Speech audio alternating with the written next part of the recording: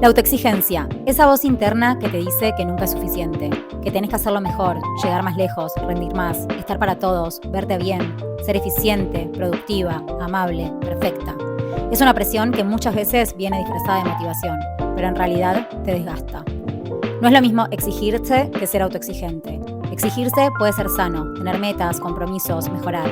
La autoexigencia, en cambio, es exigirte todo el tiempo sin descanso, sin perdón, sin ternura. No da lugar al error, al descanso, al hoy no puedo. Te hace creer que tu valor está en lo que haces y no en quién sos. Bienvenidas a un nuevo episodio de GCU, Gente como Una. El día de hoy estoy con Caro. Bienvenida. Gracias. Mucho placer estar acá. Muy contenta de que estés. Caro tiene 32 años, es argentina, actuaria, emigró a Barcelona hace unos meses y además de todo es mi mejor amiga de toda la vida, de las personas que más nos conocemos mutuamente. Episodio especial. Episodio especial. Y el día de hoy vamos a hablar sobre la autoexigencia. ¿Qué tema? La autoexigencia es un tema que también nos compete a las dos en nuestras vidas, que también se relaciona un poco con los mandatos, la frustración, la ansiedad. Un poquito como de todo. Un poco Crecer. De todo. Crecer, sí. Nosotras que nos acompañamos de toda la vida y fuimos viendo todas las etapas. Si tuvieses que definir en tus palabras qué es la autoexigencia para vos.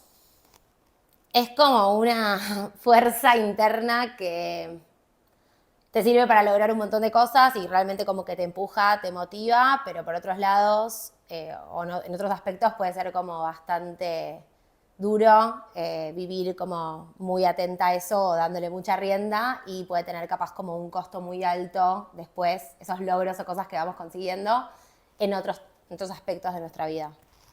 Sí, porque creo que hay algo que es distinto entre la exigencia, que está bueno, que quizás puede ser de afuera, no sé, un jefe que te exige, un profesor en el colegio, los papás, lo que fuese, si haces un deporte, vos que hiciste hockey toda tu vida, quizás ese rol de exigencia un poquitito para motivarte y exigirte más, como superarte, salir de la zona de confort, y lo otro que es la autoexigencia justamente de uno mismo, interna, que como que es muy difícil de controlar si no la identificás, o a veces hasta si no llegas a chocarte hasta un punto que te afecta a tu salud o a tus relaciones o a lo que fuese. Y como todo en su justa medida, ¿no? Como esto es buenísimo cuando es para motivarse, cuando ya te pasás o dejás de disfrutar de un montón de momentos de la vida por esa exigencia o esa meta, como que tiene como ese sabor amargo, me parece, y como que hay que prestar atención para que no derive en otras cosas capaz un poco más problemáticas o feas que puede uno terminar experimentando en base a eso. ¿Vos te sentís una persona autoexigente? Yo creo que soy la persona más autoexigente que existe, como que tengo un recontra tema con eso. Durante toda mi vida, en todas las etapas de mi vida lo sentí de diferentes formas, capaz también por decisiones que fui tomando. Y nada, siento también que es algo con lo que estoy aprendiendo mucho a lidiar y a controlar mucho más el último tiempo. Entonces, nada, es un proceso y súper iterativo. Como que por momentos uno lo logra más, por momentos uno lo logra menos, pero sí, como que siento que hay algo que está innato en mí respecto a ponerme mis propias autoexigencias y hay algo que definitivamente uno mama también del entorno, del ambiente y de lo, no sé, supongo que de lo que vivís en tu casa o en las experiencias que vas teniendo a lo largo de la vida. Decís que la autoexigencia te acompañó a lo largo de tu vida. O sea, diferenciás, no sé si quizás identificás en qué momento te sentiste por primera vez autoexigida o de qué manera te acompañó en las distintas etapas. Yo tengo recuerdo hasta desde ir al colegio, o sea, la primaria, y ya tener como esa autoexigencia de, no sé, venían los actos escolares y tipo uno iba a ser escolta y como que yo ya tenía eso adentro. Siempre fui como muy buena alumna, como que solía hacer medio el caminito que todos esperaban que yo hiciera. Después estudié una carrera bastante exigida. Bueno, también fui a un colegio bastante exigido en la secundaria que requería que hagas un curso de ingreso un año entero antes de ir a los 12 años. Como que también estuve expuesta como a muchas situaciones. O quizás también por tener una personalidad como un poco versátil o que aparentemente como que se adapta a todo. Como siempre fui como muy fácil también para mis papás de, bueno, un cambio de acá, un cambio de allá, porque total como yo lo podía aguantar o como reaccionaba bien y atrás de eso había como mucho trabajo mío de esto, de sobreadaptarme todo el tiempo. ¿Pero vos sentís que tus papás te exigían o te decían andá a este colegio o sé escolta o es algo que ¿O no lo puedes diferenciar si eran ellos o vos? ¿O es algo que a vos te pasaba? No, o sea, siento que en mi casa siempre se le dio como mucho valor a la educación, como a la formación, a como buenas carreras, buenos colegios. Y nada, bueno, mi hermano ya había ido en particular al Nacional de Buenos Aires, que es el colegio que yo fui. Y en su momento me acuerdo que mi mamá, yo iba a un country que iban todas mis amigas de toda la vida, que bueno, ibas vos. Y nada, como que en su momento todos iban al mismo colegio y me acuerdo que mi mamá me dijo como, mi mamá había sido profesora de ese colegio, entonces me decía como, vos a ese colegio no vas, elegí cualquier otro, pero a ese colegio no vas. Entonces, como que para mí no existía otra opción y como al mi hermano ya haber ido al Buenos Aires, y la verdad es que a mí me iba bien en el colegio, entonces era como ese desafío o esa cosa de, bueno, tipo, ¿cuál vas a elegir si igual como vos tenés las posibilidades o te va bien para poder esforzarte y hacerlo? Entonces en ese momento como que sí, yo lo vi medio como un reto, pero a la vez también era un poco como, mi hermano ya iba, la otra opción no estaba, como que no lo vi como como que no había otras opciones en el fondo. Pero bueno, nada, a ver, digo, con lo bueno y lo malo, como tampoco, o sea, siento que esa faceta mía me dio un montón de cosas a lo largo de mi vida y que al final como tener la posibilidad de estudiar en un colegio así o después hacer una carrera como la que hice y cómo fue evolucionando también mi vida profesional, tiene que ver un poco con eso, pero bueno, como siempre, aprender a costa de qué o a manejar ese lado B que como te digo, en la primaria se me manifestaba más del lado de esas cosas más concretas o más inocentes del ser escolta en un acto. Pero bueno, en el colegio también la presión de las materias, o sea, me acuerdo que en el colegio, o sea, vos no podías, no te podía quedar más de una materia previa cuando en todo el resto de los colegios eran 2.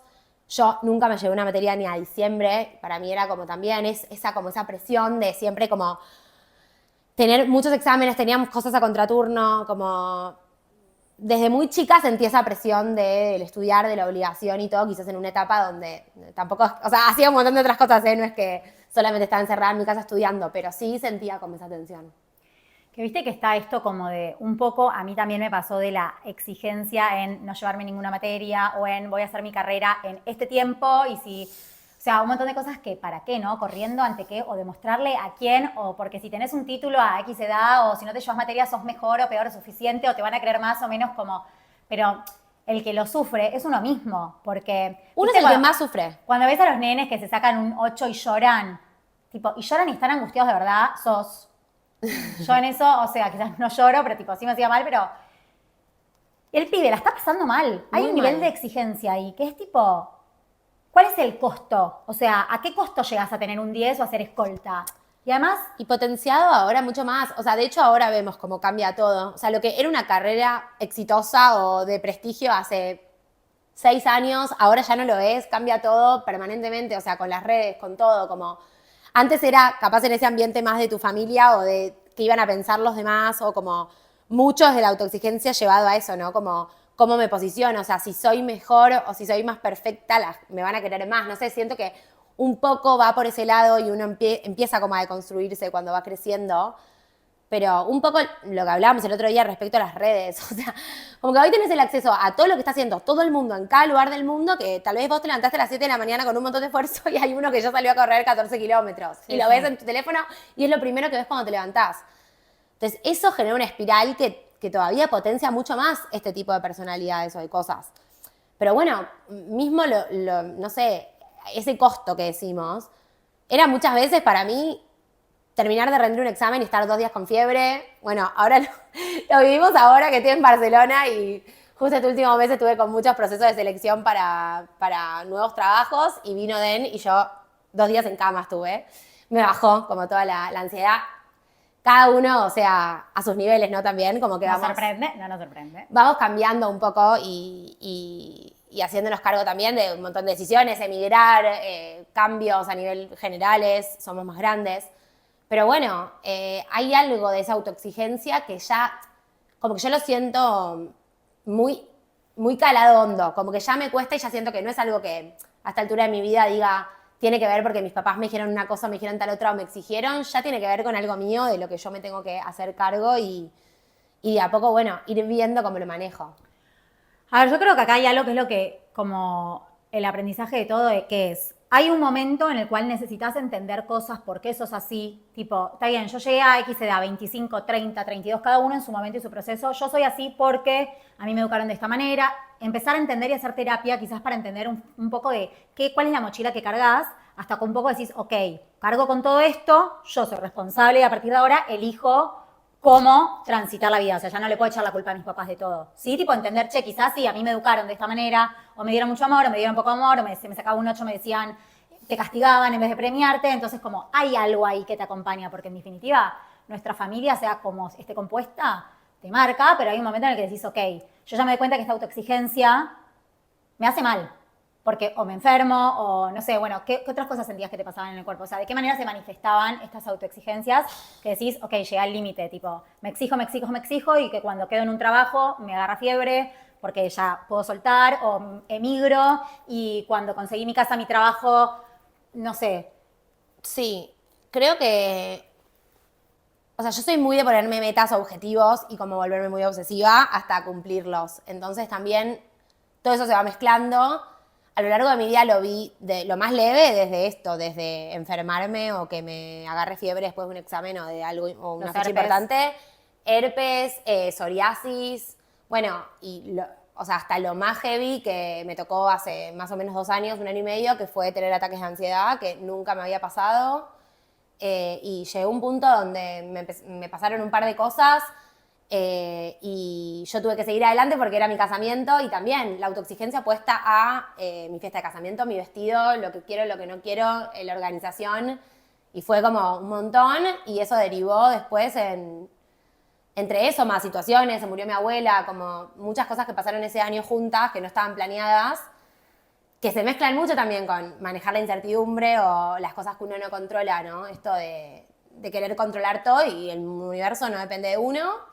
Y bueno, nada, la verdad que eso me marcó bastante y me hizo como entrar en un camino mucho más profundo de autoconocimiento y de, che, hasta qué punto la exigencia o el logro de lo que creo que quiero para mí es más valioso o me hace sentir mejor que mi paz mental, por ponerlo de alguna forma. ¿Que te puedas meter? ¿O para qué? ¿Para demostrarle a quién? ¿Para ser más o suficiente para quién? También. Porque... Sí, porque al final ni te llena a vos, o sea, no lo terminás disfrutando porque justamente el costo es tan alto y te genera tantas cosas o tanto esfuerzo y después no lo terminás disfrutando tanto, como que tal vez es eso, esa meta de ponerte algo que querés y cuando llega ese momento ya te das cuenta que hay algo adentro que te dice, ya no lo estás disfrutando tanto, o sea, evidentemente hay, no sé si era que lo querías o te pones una exigencia del mundo adentro tuyo que no... 100%, como que se te mezcla un poco. Quiero esto, tipo, quiero, no sé, correr 10 kilómetros. Sí o sí quiero correr 10 kilómetros porque me lo propuse por mí, por mi objetivo, por lo que sea. Y quizás en el momento cuando, no sé, pasan un montón de cosas que lo lográs, no sé si realmente lo quería una vez que lo hice. Como, ¿lo hice porque quería? ¿Lo hice porque tenía que demostrar que, pongo un ejemplo muy tonto de los kilómetros, pero cada uno con lo que sea, hacer una carrera, conseguir un trabajo, mudarte de un país, lo que fuese que cada uno quiera, ¿no? Y eso, y el momento en que lo conseguís y decís, che, no me siento lo que se supone que debería sentir, o no me siento como pensé que me iba a sentir, ahí es cuando, che, ¿qué pasa? Quiero las cosas, tengo un deseo, ¿para qué lo hago? ¿Lo hago porque lo quiero? ¿Lo hago porque lo disfruto? Como, que bueno, son preguntas que uno se tiene que hacer y a veces son bastante difíciles, pero algo de lo que decías antes, esto de que quizás sos una persona que tiene como todo bajo control, los planes totalmente armados a la perfección.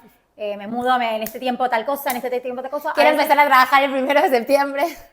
Viene la vida, quizás con cosas chotas, lo de tu abuela, o algunas cosas que se salieron del control que no superan, a decirte tipo, no, flaquita, tipo, toma tu decisión. Si vos querés seguir con tu cronograma a la perfección, vas a tener un costo.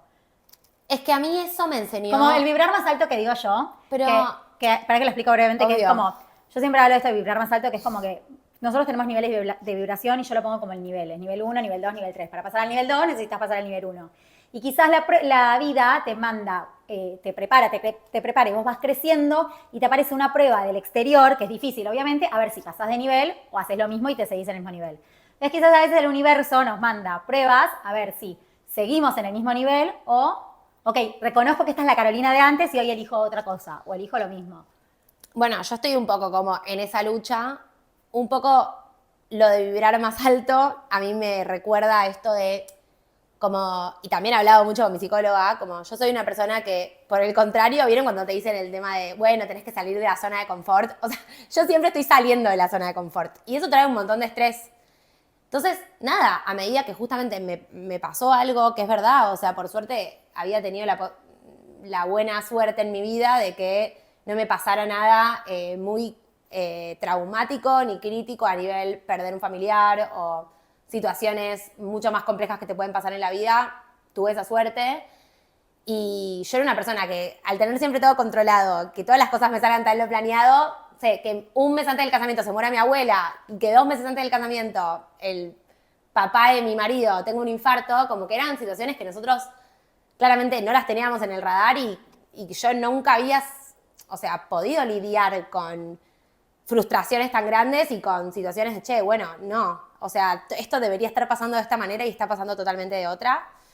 Y bueno, para mí eso fue matador y creo que también hoy lo agradezco en parte porque siento que realmente me generó como un cambio profundo de perspectivas, de maneras en las que quiero vivir la vida, de un montón de cosas que me estoy replanteando que tienen que ver con eso, con al final en un segundo la vida cambia de rumbo y te pueden pasar un montón de cosas, entonces conectar un poco más con ese disfrute, no siempre con la meta, con lo que falta, con lo que no hay, sino que al final, cuando el día se termina, cada uno vuelve a su casa, cada uno tiene sus problemas y como la vida sigue. Entonces, ni todo lo que se ve en redes, ni todos los logros de toda la gente, al final transmiten eso, porque uno generalmente tiene la idea como que todo el resto son más felices que uno, o que siempre lo que tiene el otro es mejor, y al final te das cuenta que no, que cada uno lucha con sus propias cosas. O sea, a mí me tocará ser autoexigente y luchar con mis propias exigencias y tratar de que las del resto no se mezclen con las mías y ver cómo solucionar todo ese tema. Y a otros están pasando otras cosas, pero no siempre lo que se ve en redes ni lo que parece que es genial, el otro lo está viviendo de esa forma. Che, Caro, y a vos, además de, mencionaste como el tema profesional o el colegio en su momento, lo académico, ¿en alguna otra cosa de tu vida sentís que eras autoexigente? No sé, en hockey o... En todo. Es como que sí, obviamente, a ver, siendo mujer también, si sos una persona autoexigente, es muy probable que caigas en una situación como más de autoexigencia con tu cuerpo, con los mandatos, con los estereotipos.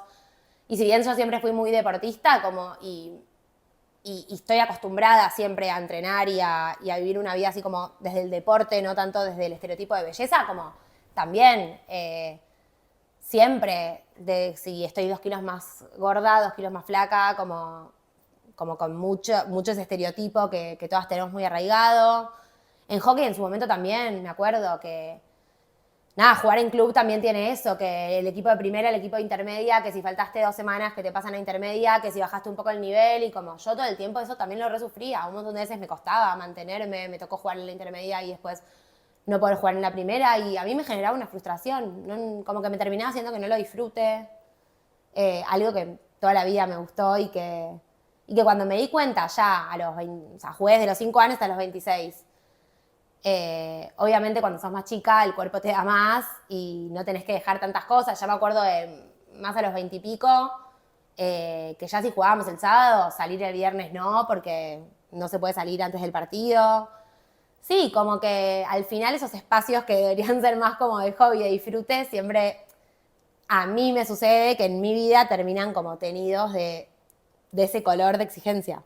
Como que todo lo que haces tenés que ser la mejor o perfecta o sea, ¿esos reconoces que son tus mandatos? O sea, si tuvieses que decir qué mandatos son los que rigen tu autoexigencia, o sea, ¿cuál es la voz que te aparece?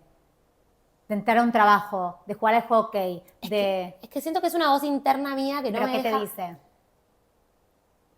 Que me dice eso, como lo podés hacer mejor o si no lo haces bien no vales tanto, como ese auto boicot todo el tiempo de que lo que yo soy tiene que estar sustentado como por los logros. Por logros, por hitos, cuando en realidad ya... O sea, soy mis logros. Yo ya está, o sea, como que hay un montón de cosas que logré que digo, wow, a los 32 años lograr un montón de cosas que yo me había propuesto o lo que sea y como que yo siento en parte que ya tengo más autoconfianza en mí misma. Pero cuando se pone en juego algo nuevo... Tengo que reforzar. Claro, como hasta esto, ¿entendés? Tipo, me mudé a Barcelona y no tenía ni papeles. O sea, no tenía como todavía mi tarjeta porque estaba esperando el trámite. Y las empresas de lo que yo hago, yo soy product manager, no te contratan si no tenés la tarjeta de residencia. Y yo ya quería estar haciendo las entrevistas antes para que cuando me llegue la tarjeta de residencia, en el medio de una mudanza, cuando antes nos habíamos ido 4 meses a Italia a hacer la ciudadanía, un pueblo de 1.500 personas, como que normalizo o termino normalizando situaciones que no son normales, como que a la gente o a la adaptación de la vida le llevan mucho más tiempo y yo lo termino tomando como normal. Y en el fondo de eso hay un montón de esfuerzo y de machacarse y de anticiparse y de nada, esas voces internas que te van diciendo, como tenés que hacer esto, porque si no lo otro, y como que es una espiral. Sí, yo pienso esto, había un cuento que, o sea, no me lo acuerdo bien ahora, pero era algo como de un jinete que tenía que llegar a un lugar, a la meta, ponele, lo voy a cambiar como me acuerde porque no lo sé puntualmente, pero un jinete que tenía que llegar a una meta y uno que, viste, como que tienen los caballos, el coso ese que solo ven a dónde van, no pueden ver para los costados, tipo, no puedes desenfocarte de tu meta, ahí, solo ahí, no importa, respirar, comer, y no sé, llovía, hacía frío, el jinete no comía, no nada, totalmente de llegar, y cuando llegó a la meta se murió, o sea, llegó, pero se murió. Y quizás había otro que descansó, comió, el día, no sé, lo fue haciendo más lento y llegó una semana más tarde, pero llegó a la meta y la pudo vivir, disfrutar o lo que fuese. Entonces, la moraleja también es un poco esto, ¿no? Como la meta, de qué manera queremos llegar, dónde está el disfrute o para qué lo hacemos, si es simplemente por llegar y ser infelices o estar enfermos o como yo lo tengo que hacer porque yo puedo, soy todopoderosa y voy a poder hacer, si todos me dicen que en agosto nadie consigue trabajo, yo, Carolina, voy a conseguir el trabajo en agosto. Perfecto, lo conseguiste, qué capa, qué genial. ¿Y? Sí, no, totalmente. De hecho, bueno, está como muy relacionado y cada vez salen más estudios y más cosas, como esto de que te agarre fiebre es una boludez, que te agarren ataques de ansiedad no es una boludez y cada vez está más evidencia científica de que el estrés te marca un montón de problemas de salud a futuro. El estrés te puede hacer igual de mal que lo que te puede hacer el cigarrillo o cualquier otra cosa que está probada hace mucho más tiempo. Y son cosas que no se hablan tanto y que cada vez se potencian más, porque también la conectividad de las redes y todo eso hace que estemos mucho más en la inmediatez, que todo tenga que ser como ya en lo inmediato, que no nos podamos desviar de ese objetivo. Y yo creo que hay que prestarle atención. Un poco el disfrute, porque como que, bueno, sí, obvio, la ansiedad y todo eso. Yo miro, antes yo estaba viendo TikTok y Caro me decía, como no puedes ver todos los videos en dos. Tipo, sí, puedo. O sea, ni me doy cuenta que lo hago. Como que yo ya pongo el dedito y así funciona y yo lo súper entiendo. Pero cuando estoy con alguien que no lo hace, como que me pasa, ¿cómo lo entendés? Ni idea, lo entiendo. Es que sí, estamos todos medio chipeados de esa manera y si encima ya tenés como innato ese chip, es como si ya estuviéramos en por 2 y vos le pones un por 16.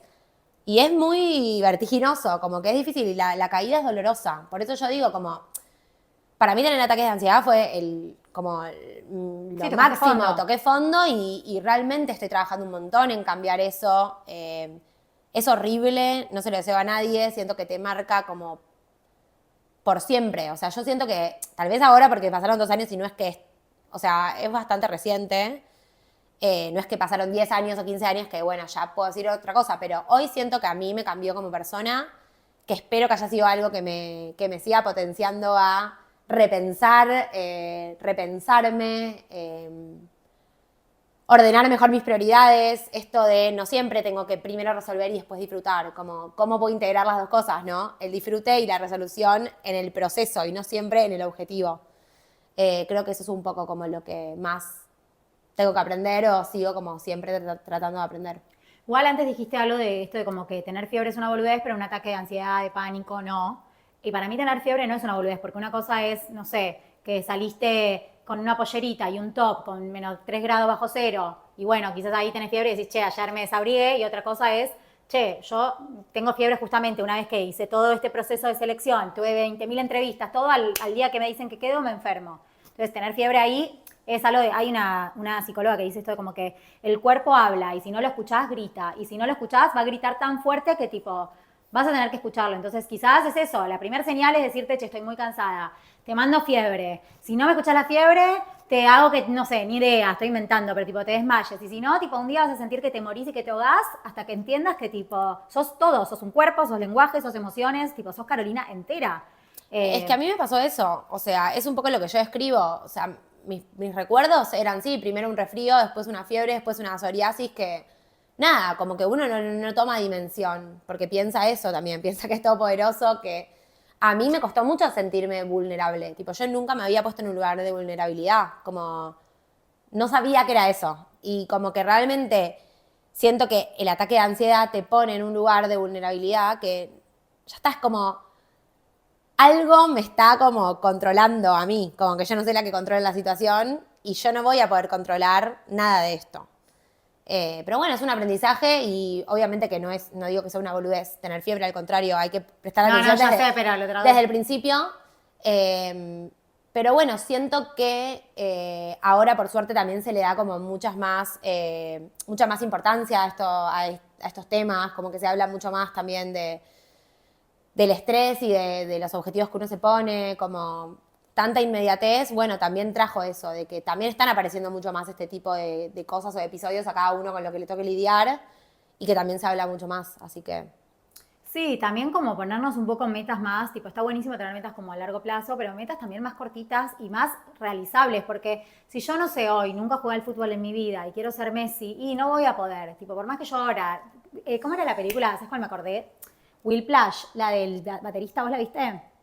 Creo que no. Yo la vi hace 1000 años, pero está bárbara la película. Y sabes que ahora me acabo de asociar y tiene mucho que ver con esto. El chabón quería ser batero, y era el caballito que solo mira para el objetivo y no para el costado. No descansaba, no nada. El chabón tipo ya tenía toda la mano ensangrentada y tocar. A costa de, y tenía un profesor que era re exigente, porque también es eso, tipo, ¿quiénes son tus guías? Y la exigencia que hablábamos al principio, hasta dónde está buena y motiva y hasta dónde ya te pasaste 7 pueblos y me estás haciendo daño. Pero esa película como está buena, la recomiendo para ver. La autoexigencia del chabón, tipo cómo su meta no importaba a costo de qué y a nada, simplemente ser batero y no dormir y no nada y tener callos y tocar para lograr eso. Bueno, también algo que me dispara esto que estás diciendo tiene que ver con el entorno, ¿no? Como, qué sé yo, también tengo esos recuerdos de que tal vez por momentos, por lograr ciertos objetivos o por metas mías, como que terminás despriorizando a otras personas o vínculos que tenés y, no sé, al día de hoy, como que eso lo trato de balancear mucho más. Pero, qué sé yo, a perderme eventos o capaz de decir, no, 2 semanas no salgo porque tengo que rendir tal examen o tengo que hacer tal cosa y no sé, en el medio te vas perdiendo como un montón de cosas de la vida de tus amigos, de la vida de la gente que querés. Y nada, que también el estar muy ensimismado en tu objetivo y eso te hace volverte un poco más como aislado en algún punto. Nada, me parece también eso importante, como de que la autoexigencia no te lleve a esos lugares de muchas veces como, no sé, desapareces un mes porque estabas haciendo algo que te importaba a vos y capaz apareces al mes y bueno, a la gente le pasaron también cosas, o sea, la gente también te pudo haber necesitado para algo y a veces esos contrastes cuando te aíslas mucho, a mí por suerte no me pasa hace mucho tiempo esto, pero sí me acuerdo de más chica de sentir eso, ¿no? Como de que solo me importaba lo que me pasaba a mí y después cuando me abría el mundo, bueno, tenés que bancarte también la consecuencia de lo que estuvo pasando a tu alrededor.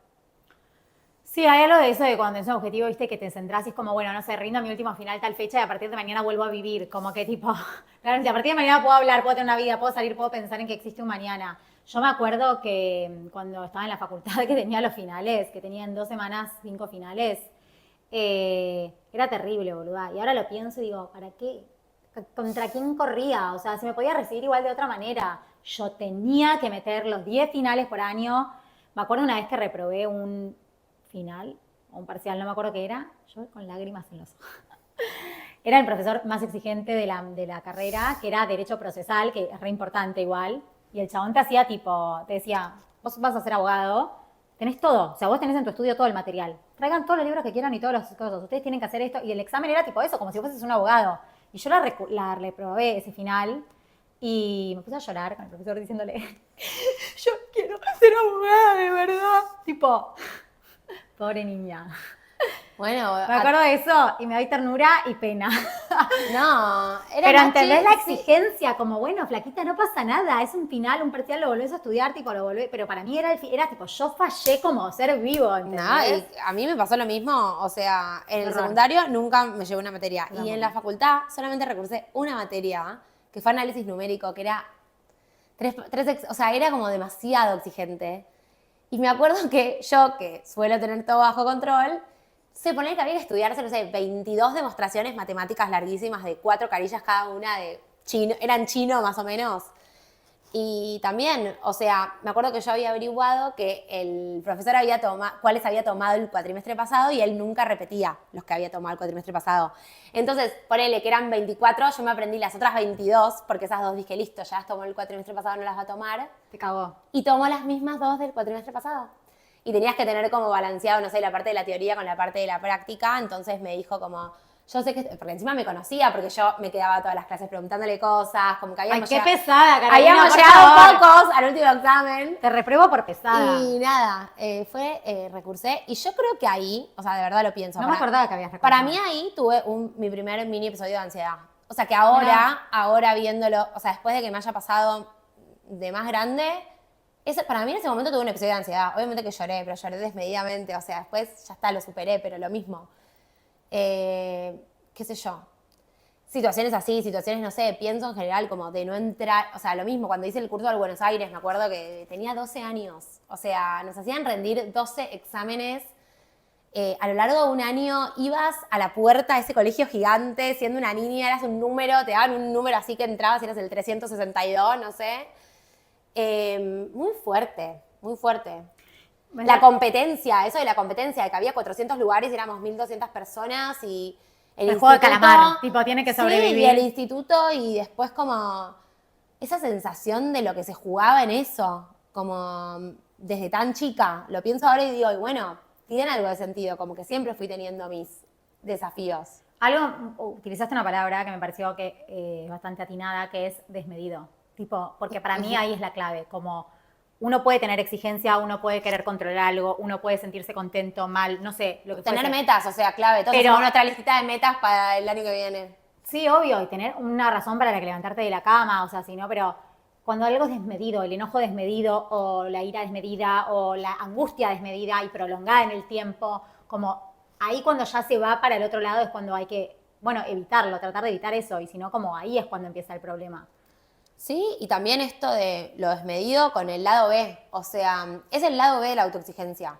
Porque si vos mirás la foto desde afuera y podés decir como, ay, bueno, sí, pero el Buenos Aires, hockey, la carrera, irse a Barcelona y conseguir el trabajo que querías y, no sé, o trabajar siempre donde quisiste y acceder a cosas. Pero la verdad es que en el lado B tenés todos estos momentos. O sea, bueno, otra situación más que tuve para mí relacionada con estrés fue un cálculo renal, que me tuvieron que operar. También había empezado un trabajo nuevo y al mes de empezar, un trabajo que yo había querido mucho, se va el que era mi jefe y mi compañera y yo me tengo que hacer cargo como de un área sola y nada, a ver, fue re divertido y como también fue re exigido, pero de repente yo tenía 20 y pico de años, un cálculo en el riñón. O sea, puede pasarte, pero como que también tiene un significado y en su momento yo me investigué que podía llegar a tener que ver con eso. Algo aislado, totalmente aislado, porque nunca había tenido ningún problema con nada de eso. Creo que tiene que ver con lo desmedido, con lo que uno también le traspasa al cuerpo de las situaciones que está viviendo. O sea, vos podés estar persiguiendo una meta, pero con un nivel de conciencia y de conexión como más mundano, más normal. Cuando te obsesionás, creo que viene ese lado B, que no trae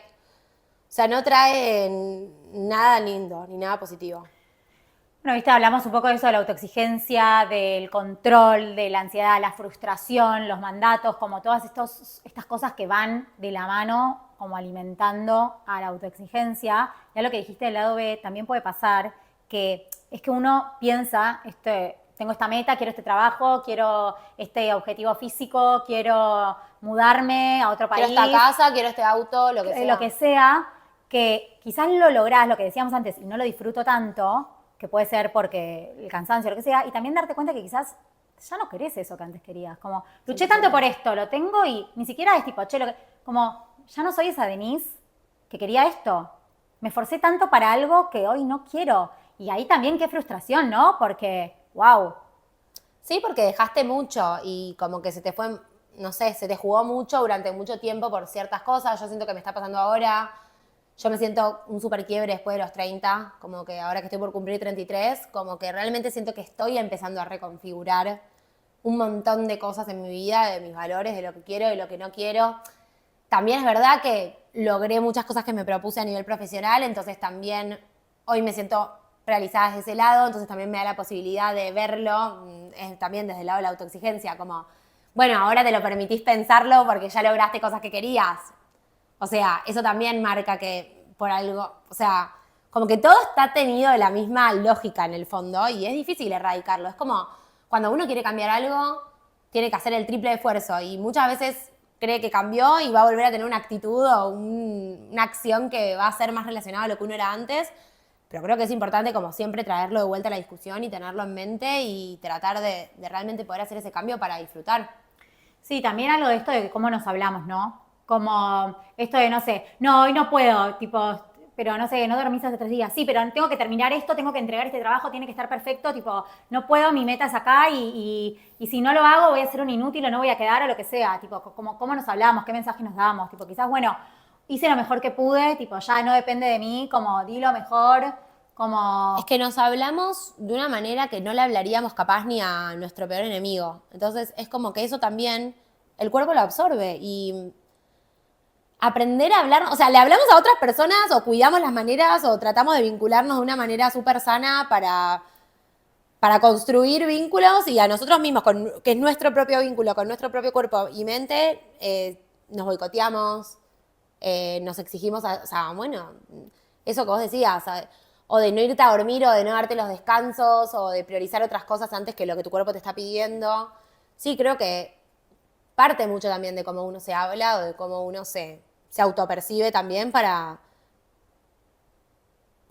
no sé, no seguir proyectando esas actitudes. Sí, también, además de cómo uno se habla, esto de lo que hablabas en un momento del entorno, que es como, no sé, no puedo faltar al trabajo, tipo, mirá qué bien, él no falta nunca, es muy responsable. Vino hasta con 45 de fiebre, tipo, qué responsable, llega primero, se va último, no sé qué, viste, como hablando así de entorno que te dice cosas, y es como, ok, ese es el estándar de ser buen profesional, o ser buen amigo, o ser buen hijo, o ser buen... Tipo, y si estás por debajo de eso, no. O sea, si vos no venís a trabajar con 50 de fiebre porque te estás muriendo, no sé si, bueno, 50 de fiebre es una manera de decir, porque te estás muriendo y la estás pasando para el orto en tu cama y no podés ni estar, tipo, de pie, no.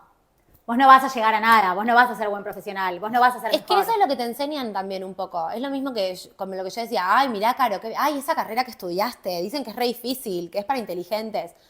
Bueno, la que estuvo sentada... Igual sí. Sí, bueno, pero la que estuvo sentada el orto, no sé, días enteros, domingos enteros que me veí, toda mi familia, hasta el día de hoy me lo dicen, que entrabas a mi cuarto un domingo a las 8 de la mañana y estaba yo con la goma de borrar haciendo los ejercicios y entrabas a las 11 de la noche y yo seguía en el mismo lugar. Me había levantado a agarrarme un almuerzo y nada más. Y también un poco eso te lo festejan. Es lo mismo como que cuando hoy te dicen tipo, ay, qué linda que estás más flaca. No, esas cosas no se dicen. Es lo mismo con, ay, no, qué bueno, mirá que la carrera difícil que hizo, el trabajo que tiene, esto que hizo. Bueno, sí, eso atrás tiene un montón de costo. Y no siempre... Y de ahí se forman esos mandatos y esas creencias y esa exigencia. Sí, de que eso es lo que está bien, de que eso es lo que te van a valorar más o que vas a ser más o menos exitoso cuando... Nada, creo que cuando uno va creciendo y más en los tiempos que nos tocan crecer a nosotras, uno empieza a darse cuenta de que tal vez ese éxito, al menos como lo veo yo, es mucho más... estar tranquila, irme a dormir tranquila, mi paz mental, disfrutar en momentos más concretos. Y es difícil porque la vida está llena de mandatos y exigencias. Bueno, me encantó. ¿Algo más que quieras agregar? Esto conmigo. Sí, me encantó. ¿Algo No, más que nada. me parece bien para cerrar eso de como el éxito para mí hoy es la paz mental, porque creo que es un poco hacia donde vamos a medida que crecemos. Que no son lo mismo los 20 que los 30, que los 40, que los 50 y que en cada etapa uno va aprendiendo que quizás la vida es eso, es vivir un poco más tranquilo. Sí, no proyectar tanto en el futuro, ¿no? También creo que vivimos mucho en el futuro y es como, ay sí, la frase del Dalai Lama, tipo, vive el presente y la meditación y que uno trata de estar presente es súper difícil, pero creo que es el camino. Como que la vida cambia en un segundo, a mí se me demostró hace poco y creo que eso nos permite también tener esa fuerza para tratar de seguir todos los días mejorando un poquito. Gracias. Gracias a todos. Si te gustó el episodio, seguime con la opción seguir. Y no te olvides de hacerlo en redes sociales. Instagram, @gentecomounapodcast y TikTok, Denise Goldstein Coach. Te espero en el próximo episodio.